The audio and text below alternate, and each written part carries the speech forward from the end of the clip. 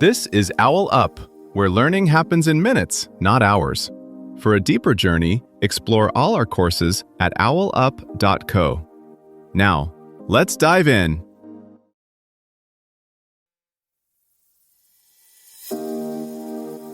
Welcome back to Chapter 3 of our series, Unlocking Cultural Narratives Through Storytelling. In this episode, titled Crafting Stories for Cultural Education, we'll explore the key components that make educational stories not just informative, but truly impactful.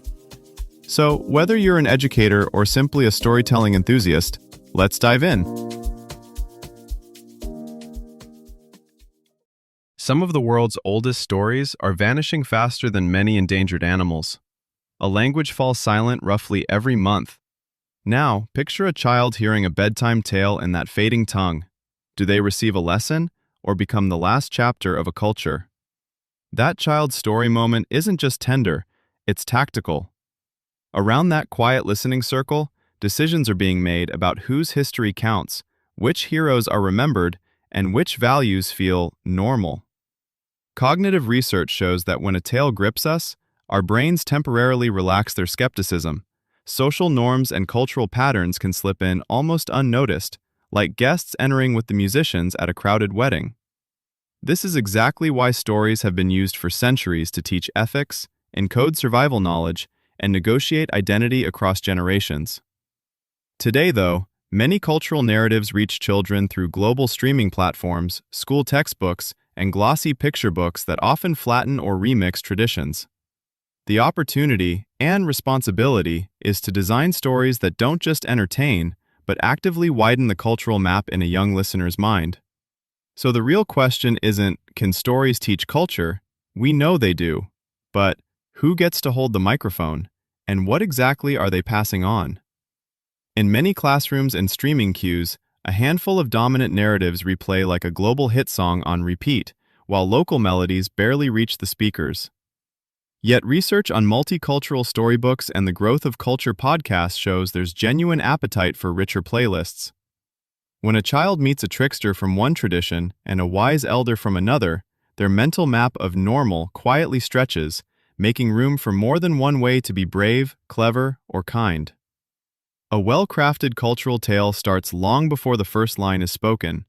Think of yourself less as an author and more as a curator. Whose memories, whose sounds, whose landscapes are you bringing into the room? Start by choosing a very specific cultural moment or practice, a harvest ritual, a coming-of-age celebration, a neighborhood market at dawn.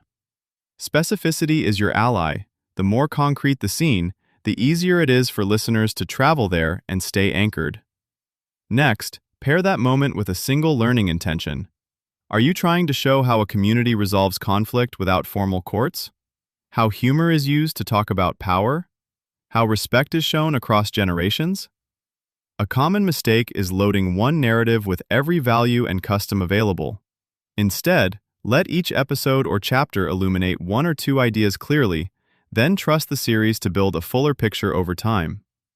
Authenticity comes from texture, not cliches.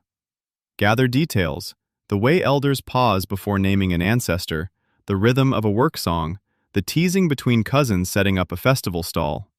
These small elements carry more cultural truth than generic references to colorful costumes or ancient wisdom. Whenever possible, co-create with people from within the community. Invite them to suggest dialogue, correct terminology, or alternative endings that feel truer to lived experience. This collaboration shifts authority away from a single storyteller and toward a chorus. Structure also matters. Interleave explanation with experience. Allow a scene to unfold, then briefly surface to name what just happened. A proverb used to soften criticism, a joke that signals belonging, a silence that marks respect. For younger audiences, turn these pauses into questions or mini-choices. If you were there, who would you stand beside? Which path would you take to fix this? Participation transforms listeners from tourists into temporary citizens of the story world, more likely to remember and carry it forward. An easy way to test your cultural storytelling is to treat each new element like adding a new instrument to a band. Start with one lead element, maybe a grandmother's proverb or a street vendor's greeting, and let everything else support it. For instance, if your focus is on how a community welcomes strangers, you might center the story on a shared meal. The language choice, setting, and side characters should all echo that welcome. A neighbor offering a shortcut through an alley, a child clearing a chair, a local song that everyone knows the chorus to, even if they speak different mother tongues. Try drafting 3 micro-scenes of the same event from different perspectives: the newcomer, the host, and an observing child. Like 3 sketches of the same landscape at sunrise, noon, and dusk, the contours remain, but the colors shift. Notice which details stay essential in all 3. Those are your cultural anchors. The rest are spices. You can dial them up or down depending on your audience's age, background, or medium, whether you're scripting a short video, a classroom audio clip, or a community theater piece. As these narrative tools mature, expect learners to shape them as much as educators do. A classroom might remix a grandparent's tale into a short film, then feed it into an AI that offers variant endings drawn from neighboring cultures. Small communities could form story commons, pooling local episodes into shared archives that schools, museums, and game designers adapt. The biggest shift? Culture becomes a living, co-authored project, not a fixed script to be received.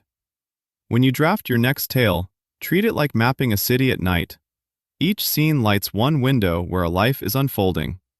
Over time, clusters of glowing stories reveal neighborhoods of experience, shortcuts between worlds, and bridges across histories.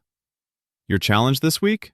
Find one dim corner in your community's story map and give it a light. This was OwlUp, your daily step forward. This series continues with more chapters on OwlUp.co. Visit OwlUp.co to access the complete course and continue your learning journey. See you there!